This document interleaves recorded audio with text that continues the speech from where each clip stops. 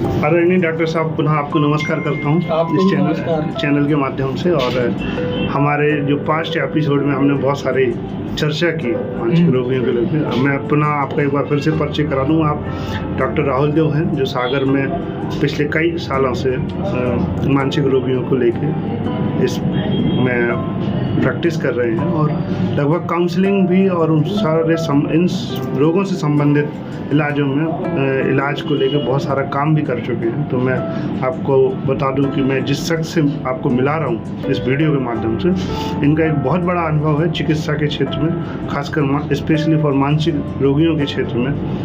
और आज हम इन बहुत सारे मुद्दों में बात करेंगे कि जो हमारे समाज में एक बीमारी का बहुत बड़ा हिस्सा जिसे अपन मानसिक रोगियों के बारे में जानते हैं, उनको कैसे मुख्य धारा में लाएं।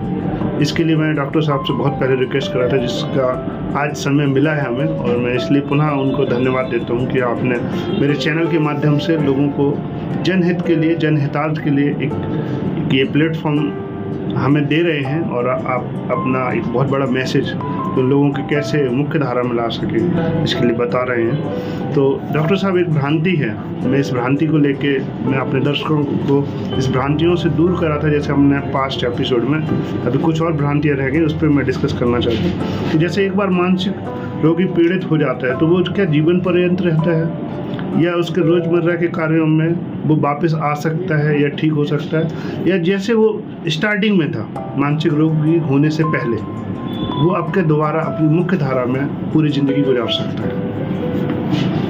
सवाल आपका थोड़ा कठिन है, उसका जवाब भी कठिन है। सादे शब्दों में यदि बोला जाए तो ऐसा कहा जा सकता है कि ये बीमारी के ऊपर निर्भर है कि वो कौन सी बीमारी से ग्रसित है। दूसरा जो बड़ा फैक्टर है, जो सबसे ज़्यादा इस चीज़ को कहते हैं कैरेक्टराइज कर सकता है तो मुख्य धारा में कब और कैसे जुड़ेगा या कितना अच्छे तरीके से जुड़ पाएगा, ये इस चीज़ के ऊपर सबसे ज़्यादा निर्भर करता है कि बीमारी चालू होने के कितने समय के बाद वो इलाज कराने के लिए पहुंचा है। अच्छा, मतलब अमूमन ऐसा देखा गया है कि बीमारी चालू होने के 3 या 4 साल के बाद मरीज डॉक्टर तक पहुंचता है।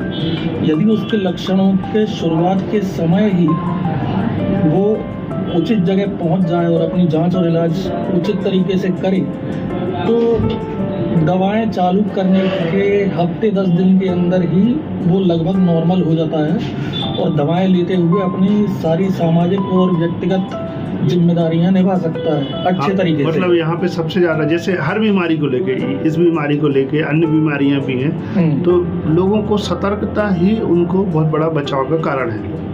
अगर जैसे हाँ मतलब कि जैसे भी किसी को अब अन्य बीमारियां भी हैं तो उधर भी जितनी जल्दी आप उपचार कराएंगे उतनी ही जल्दी आपको लाभ मिलेगा। हाँ, और उतनी ही संभावना बन जाएगी कि आप बीमारी चालू होने के पहले जितनी अच्छी अवस्था में थे उतनी ही अच्छी अवस्था में आप वापस समाज से जुड़ सकें। तो मतलब आप अगर टाइम पे दवाई ले रहे हैं, टाइम पे इलाज ले रहे हैं, तो अगर बीमारी के लक्षणों के शुरू होने के बाद इधर उधर झाड़ फूंक या अन्य घरेलू उपायों में समय बर्बाद करने के बजाय जल्दी उसका योग्य वैज्ञानिक तरीके का उपाय और इलाज कर रहे हैं तो आपको उसका लाभ निश्चित मिलेगा। मतलब आपको सबसे इम्पोर्टेंट है कि अगर कोई भी इस तरीके का मानसिक पेशेंट है, वो जितनी जल्दी इलाज लेगा और उतना ही उसके लिए अच्छा है। वो अपनी समस्याएं अपने आसपास के योग्य डॉक्टर के पास, योग्य मनोचिकित्सक के पास जाके और डिस्कस करे और ये देखें कि वो मानसिक रोग है और यदि है तो उसका इलाज डॉक्टर के कहे अनुसार शुरू कर दे ताकि उसको ज़्यादा से ज़्यादा लाभ मिल सके। और चूँकि डॉक्टर साहब यहाँ बात रही मूल धारा में आने के लिए, अब चूँकि पेशेंट 3 साल 4 साल पुराना है, डिस्टर्ब हो चुका है, तो उसको अगर वो ठीक हो गया, उसके बाद मैं पॉजिटिव बात ही करूँगा कि वो ठीक हो गया डॉक्टर के संपर्क में, तो उसको नियमित रूप से डॉक्टर के संपर्क में रहना चाहिए। लगातार 6 महीने में 1 साल में अपने डॉक्टर से परामर्श लेते रहे ताकि वो दोबारा उस अवस्था में ना जाए, उसका प्रॉपर काउंसलिंग होता है। जैसे अन्य बीमारियों में डॉक्टर साहब अपन बात करते हैं, जैसे आज का डायबिटिक पेशेंट है या और भी पेशेंट है, डायबिटिक है, और तो वो अपने time to time routine checkup कराते रहते हैं। इस वैसे अपन अगर यहाँ भी इस बीमारी को इस तरीके से लें कि हम टाइम टू टाइम अपना चेकअप कराते रहें, 6 महीने में अपने डॉक्टर या काउंसलर से मिलते रहें, तो हम शायद दोबारा से उस जगह पे नहीं जा सकते, दोबारा से हमें इस तरह की बीमारियां ना हो। तो ये बहुत बड़ा रोल प्ले करता है, मैं जहाँ तक समझ रहा हूँ इस चीज़ को लेकर। सही समझे।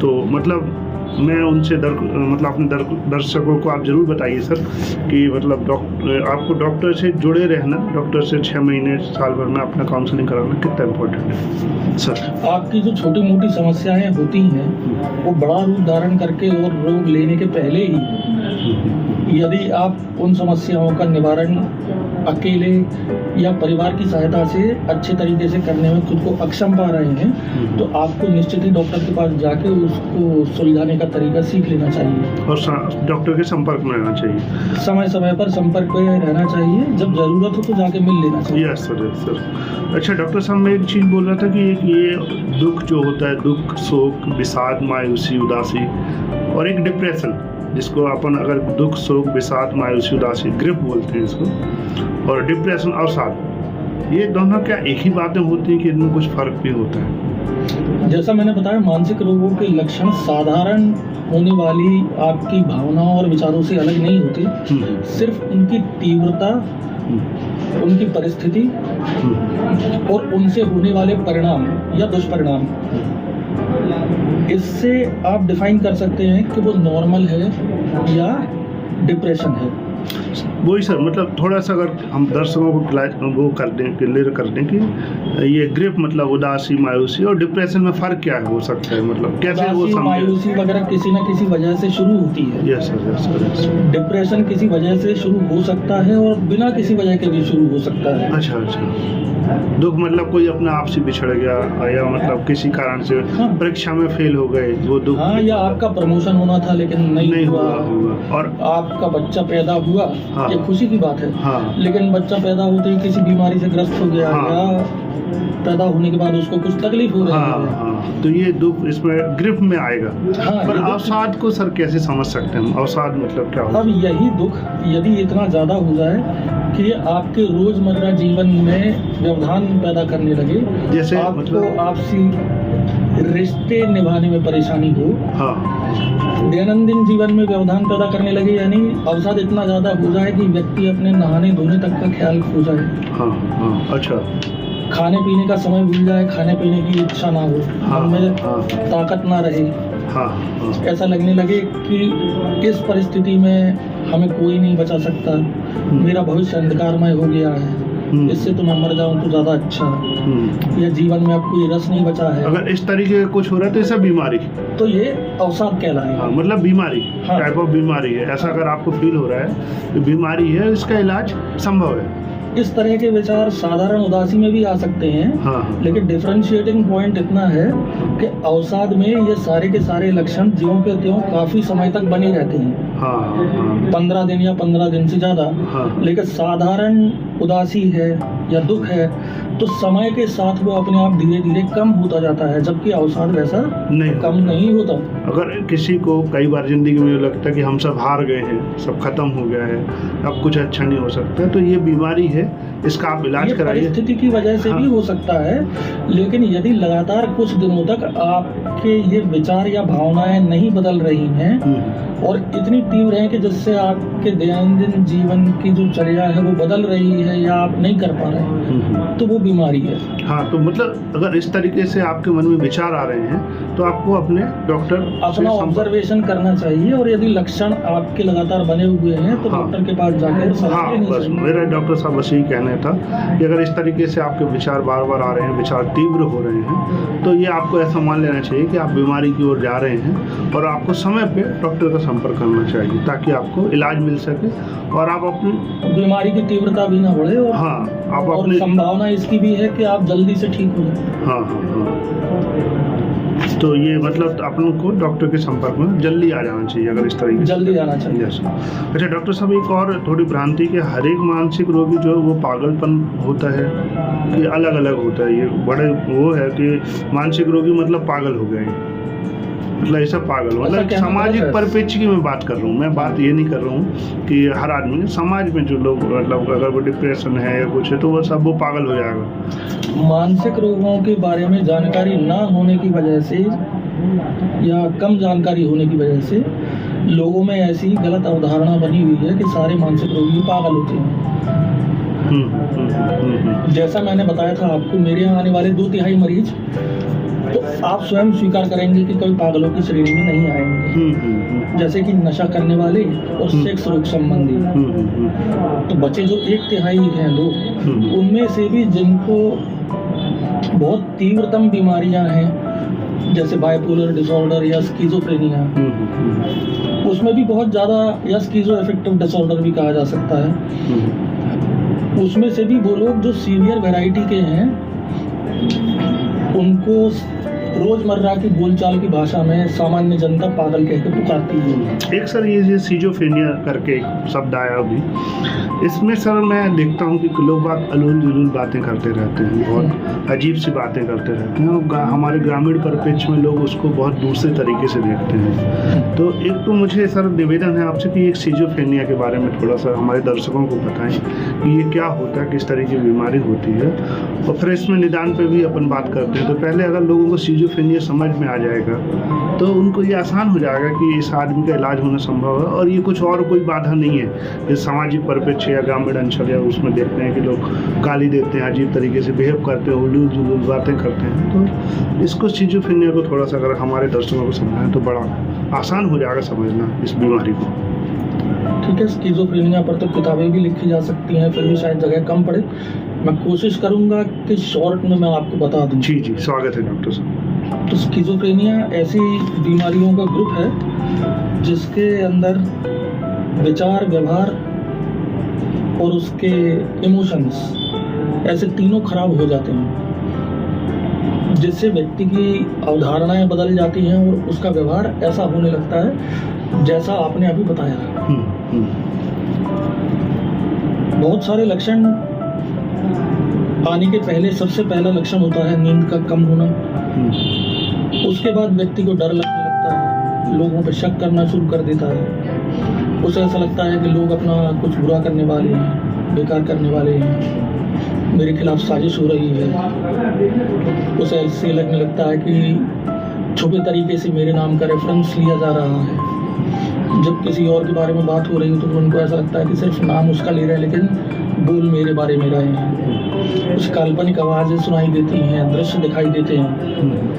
मतलब सर ये अवस्था क्या होती है, मुझे समझ, मतलब मैं ये समझाना चाहता हूँ लोगों को, एक जो सिजोफ्रेनिया अवस्था में जब होता है आदमी किसी को भी, वो अपने आप में ही बातें करता रहता है, तो ये सब उसके साथ क्या हो रहा होता है? वो अपने कल्पना जगत के अंदर खोया हुआ होता है और उन्हीं लोगों के साथ वो बातें कर रहा होता है। हाँ, मतलब एक अलग इमेजिन उसके माइंड में चल रहा होता है। हाँ, एक तीसरी ही दुनिया उसके दिमाग के अंदर होती है और जिसे वो डिफरेंशिएट नहीं कर पाता कि ये मेरे दिमाग के अंदर चल रहा है या वाकई में ये बाहर की दुनिया में है। हाँ, तो इन दोनों के बीच का डिफरेंशिएशन उसका खत्म हो जाता है। तो इस तरीके का अगर कोई आदमी मिल रहा है लोगों को, हाँ, वो कुछ भी बात कर रहा है तो अमूमन आपको राह चलते ऐसे लोग दिखेंगे जो खुद से बातें करते हुए चलेंगे। आपको दिखेगा कि देखने, बोलने, काम करने में वो एकदम नॉर्मल आदमी जैसे दिख रहे हैं, लेकिन वो खुद ही खुद से बातें करते हैं, बेवजह हंसते हैं या बेवजह अचानक से रोना आ जाता है, लेकिन फिर उसको संभाल लेते हैं। तो वो लोग भी स्किज़ोफ्रेनिया से ग्रस्त हो सकते हैं। इनफैक्ट तो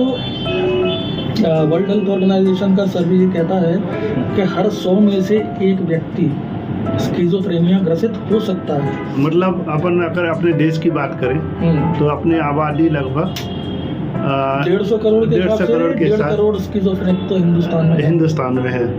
मतलब तो बहुत बड़ा ये आंकड़ा है और इस पे आप बोल रहे हैं कि बहुत सारी किताबें लिखी जा चुकी हैं, फिर भी अपन हर गली नुक्कड़ में जब मैं सेंट्रल एमपी देखता हूँ तो मुझे इस टाइप का पेशेंट मिलता ही है लगभग। मैं हर कहीं धर्म स्थल अगर मैं गुजरता हूँ या किसी गांव या शहर से गुजरता हूँ, और इस आदमी का मतलब इसमें इस डिसीज में स्पेशली आपसे बात करना चाहूँगा कि कितने समय में इस आदमी को आम नॉर्मल ज़िंदगी में लाया जा सकता है? जैसा मैंने आपको बताया, बीमारी के लक्षण जाकर एक बार इलाज शुरू करने के बाद बीमारी के लक्षण जाकर और वापस समाज की मुख्य धारा में पहुंचकर अपनी जिम्मेदारियां निभाना व्यक्ति अमूमन 2 से 3 महीने में शुरू कर देता है, लेकिन उसका इलाज चालू रहता है। कंटिन्यू। हाँ, स्किज़ोफ्रेनिया लंबे समय तक चलने वाली बीमारी है। दवा लेते हुए उसके लक्षण तो चले जाते हैं जल्दी, लेकिन वर्ल्ड हेल्थ ऑर्गेनाइजेशन की जो गाइडलाइंस हैं या गवर्नमेंट ऑफ इंडिया की जो गाइडलाइंस हैं वो ये कहती हैं कि यदि पहली बार उसको ऐसा हो रहा है तो उसका इलाज कम से कम 2 से 2.5 साल चलना चाहिए। यदि 2-2.5 साल चलने के बाद उसके अंदर कोई लक्षण नहीं है तो उसकी दवा धीरे धीरे कम करके और बंद कर देनी चाहिए। मतलब 4 साल फिर 4 साल। 4 साल। यदि दवा बंद करने के बाद कुछ महीने या कुछ सालों के बाद ये बीमारी या परेशानी लौट कर आती है तो दूसरी बार दवा शुरू करनी चाहिए और 5 साल या 6 साल तक उसका इलाज करना चाहिए, फिर धीरे धीरे उसको बंद कर देना चाहिए। हाँ, मतलब और यदि तीसरी बार ऐसा होता है तो फिर दवा चालू करने के बाद उसको बंद नहीं करना चाहिए। हाँ, ये सर बहुत बड़ा आपने बात की, क्योंकि अगर इस तरीके मैं दर्शकों को भी बताना चाहूँगा कि इस तरीके का अगर पेशेंट है तो इसका इलाज संभव है, पहली चीज़ तो ये सबसे बड़ी बात है कि इस तरीके के जो पेशेंट हैं जो तीसरी दुनिया में जी रहे हैं उनसे आप सामाजिक व्यवहार रखें, वो आपके ही अपने लोग हैं और उनको 2 या 3 महीने में हम मुख्य धारा में ला सकते हैं, पर इलाज थोड़ा उनका लंबा चलेगा। तो अपने डॉक्टर के संपर्क में रहें, इलाज लें और ये लोग ठीक हो सकते हैं, ये WHO ने भी बोला है। तो एक पॉइंट मैं ऐड और करना चाहूँगा। जी सर। कि जो दूसरी और तीसरी फेज का डिस्क्रिप्शन जो देना पड़ा कि आपने इलाज किया फिर उसके बाद भी ठीक नहीं हुआ, फिर दोबारा इलाज चला और फिर तीसरी बार आया कि आपको ज़िंदगी भर दवा खानी है, तो ये परिस्थितियाँ यूजुअली ज़्यादातर केसेस में इसलिए डेवलप होती हैं क्योंकि पहली बार चालू किया हुआ इलाज ही लोग ढंग से नहीं करते। हाँ, मतलब जब भी आप सिजोफ्रेनिया का संबंधित पेशेंट है वो इलाज ले, वो पूरा इलाज ले। हाँ, पूरे तरीके से इलाज ले। जो 2.5 साल पड़ोसी मौसी चाचा की बात नहीं माने कि अब तो तुम ठीक हो गए, आप दवा बंद कर दो और दवाएं कहीं से कहीं तक आपको नुकसान नहीं पहुंचाती हैं, न कहीं से कहीं तक गर्म होती हैं। दवाएं आपको स्वस्थ करने के लिए होती हैं और उससे आप ठीक ही होते हैं और उसके बाद आपका जीवन सुचारू रूप से चलने लग सकता है यदि आप इलाज में सहयोग करें, यानी मरीज सहयोग करे। साथ ही ज़रूरी है कि मरीज से ज़्यादा मरीज से जुड़े हुए लोग जैसे कि उसके परिवार के लोग, उसके मित्र, सगे संबंधी, सहकर्मी, तो शायद इलाज ज़्यादा इफेक्टिव तरीके से होगा, मरीज का हो सकता है। जैसे अपन पिछले वीडियो में बात कर सके कि जितना रोल डॉक्टर का है उतना ही रोल उनके पड़ोसियों और उनके घर वालों का, पड़ोसी या जो लोग उससे संबंधित है। हाँ। या तो रक्त की वजह से यानी रिश्तेदारी की वजह से या दोस्ती की वजह से। तो दोनों का बहुत बड़ा रोल है। हाँ, दोनों का और कम से कम गलत सलाह ना दें। हाँ हाँ हाँ, और सबसे बड़ी चीज़ दवाई बंद ना करें जब तक कि डॉक्टर ना बोले। बिल्कुल सर, एक चीज़ और ये कि मानसिक रोग जो इस बीमारी जिसे सिजोफ्रेनिया बोलते हैं, जिसमें लोग बहुत एक्साइटेड हो जाते हैं, बहुत अजीब तरीके की हरकत करते हैं, तो ये क्या दूसरे को नुकसान पहुंचाते हैं? तो लोग बाग इनको समाज से बाहर कर देते हैं, इनसे ध्यान ही रखना चाहते हैं, तो इस परिस्थिति में क्या करना चाहिए? ये एक सामाजिक समस्या है, एक्चुअली सच भी है ये कि कभी कभी मानसिक रोग की वजह से लोग वायलेंट हो जाते हैं। लेकिन मैं एक बात आपको बताना चाहूँगा, आपको इस सब चीज़ों को ज़्यादा हाईलाइट करने की या डरने की ज़रूरत नहीं है। यदि आप स्टैटिस्टिक्स देखें तो जितने वायलेंट क्राइम्स होते हैं पूरे दुनिया भर में, जी जी जी सर, उसमें से 99.99% जो क्राइम्स हैं वायलेंट क्राइम्स, वो करने वाले मानसिक रोगी नहीं हैं। बिल्कुल सर, बिल्कुल सर, ठीक है। Yes sir, yes sir, yes sir. और दूसरा, मानसिक रोगियों का वायलेंस करने के पहले यस सर, यस सर, व्यवहार बदल जाता है। जी जी, आप दूर से ही देख सकते हैं कि अब ये वायलेंट हो सकता है, और ये चीज़ पहचानने के लिए कि सामने वाला गुस्से में है और अपने को मार सकता है, तो इन भावनाओं को पहचानने के लिए आपको साइकियाट्रिस्ट या साइकोलॉजिस्ट होने की जरूरत नहीं है। आप किसी भी साधारण इंसान के तौर पर दूर से देख के आप पहचान सकते हैं। और यदि आप मार से बचना चाहते हैं या वायलेंट होगा ऐसा आपको लग रहा है तो आप अपने आप को बचा सकते हैं। इनफैक्ट तो ज़्यादा आपको डरना चाहिए नॉर्मल लोगों से, क्योंकि वो मारने के पहले आपके हाव भावों से कभी जाहिर नहीं होने देंगे कि वो अगला कदम क्या उठाने वाले। जी जी जी। तो जब भी ऐसे पेशेंट के पास जाएं तो थोड़ा संभल के जाएं और इनसे इस बात का ध्यान रखें कि आपको उसके हाव भावों को देखना है। यदि आपको ऐसा लग रहा है उसके हाव भाव को देख कर कि ये वायलेंट हो सकता है तो स्वयं को उससे दूर कर लेना है और उसको भी ऐसी जगह रखना है जहां वो दूसरे के लिए और खुद के लिए कोई हानिकारक कदम ना उठा पाए। जब भी ऐसे पेशेंट को आप रखते हैं तो बहुत संभाल के रखना है कुछ दिन के लिए। एक लगभग 10 दिन की दवाई में तो डॉक्टर साहब ऐसा हो सकता है कि वो बहुत ज़्यादा कंट्रोल में हो। हाँ, 10 दिन तो आपने ज़्यादा बोल दिया, कई बार तो उससे कम में ही हो सकता है। कम में मतलब अगर हम ऐसे पेशेंट को ले आए तो सावधानी रख के और हमने 7 दिन का इलाज दे दिया तो बहुत सारी चीज़ें उसमें चेंज हो जाएंगी। मतलब तो इनफैक्ट 24 घंटे के अंदर आना शुरू हो जाता है। अच्छा, ये तो डॉक्टर साहब आपने बहुत बड़ी बात बताई कि मतलब इस तरीके का पेशेंट जो कल गाली दे रहा था आज नॉर्मल 24 घंटे बाद नॉर्मल हो जाएगा। चौरसिया जी मेरे यहाँ की क्लिनिक में आपने भी देखा होगा। यस सर कि वो 24 घंटे नहीं सर, मतलब मैंने देखा सर, हमारे दर्शकों को ये देखना बहुत ज़रूरी है सर, ये समझना बहुत ज़रूरी है कि इस तरीके का कोई पेशेंट है जो आपके आसपास है तो उसको 24 घंटे में लगभग इस लायक करा जा सकता है कि वो सारे उसका एग्रेसिवनेस है, जो उसमें बहुत सारा तनाव है, वो सब खत्म हो जाएगा और वो अब आदमी मूल धारा की ओर जाने लगेगा। तो आपका एक ये जो प्रयास है, छोटा सा प्रयास है, समाज के कुछ लोगों को, जो ऐसे लोग हैं जो समाज की मूल धारा से अलग हैं, उनको मूल धारा पे लाया जा सकता है। तो डॉक्टर साहब ये बहुत बड़ी बात है, क्योंकि कई बार लोग हैं जो चाहते हैं लोगों की मदद करना, जो चाहते हैं कि हम इन लोगों को मूल धारा पे लाएं, पर वो ये नहीं जानते कि ये कितने समय पे कितना इलाज लगेगा, क्योंकि वो आज रोज़मर्रा की ज़िंदगी में लोगों के पास उतना समय नहीं है कि वो बहुत 2, 4, 5 दिन पर, हाँ अगर 2 दिन दे सकते हैं तो 2 दिन में बहुत बड़ी बात है सर कि आपने बताया कि उनको मुख्य धारा या मेरा तो दूसरा और कहना है। जी सर कि इनिशियल जो वायलेंट पेशेंट आते हैं उसमें तो घर वालों से सिर्फ इतनी उम्मीद रहती है कि आप सही समय पे डॉक्टर के यहाँ ले आए। उनका पार्टिसिपेशन तो लंबे समय तक चलने वाले इलाज के दौरान ज़्यादा होता है। जी सर घर वालों का या पहचान वालों का रोल। जी सर। मगर एक्यूट ट्रीटमेंट या तुरंत लगने वाले उपचार के लिए यदि उसको सही समय पे लेके आए तो जैसा आप कह रहे थे जी बहुत सारे लोग मरीज मुख्य धारा में आ जाता है। तो घर वालों को भी ये समझना चाहिए कि जितने जल्दी वो इलाज के लिए लेके आएंगे उतने जल्दी ही मरीज की जिम्मेदारी से वो मुक्त हो जाएंगे। जी ये बहुत बड़ी चीज़ है सर। अच्छा सर, एक और भ्रांति है कि जो लोग आत्महत्या की चर्चा करते हैं वे हकीकत में आत्महत्या नहीं करते। ये बहुत बड़ी भ्रांति ही है।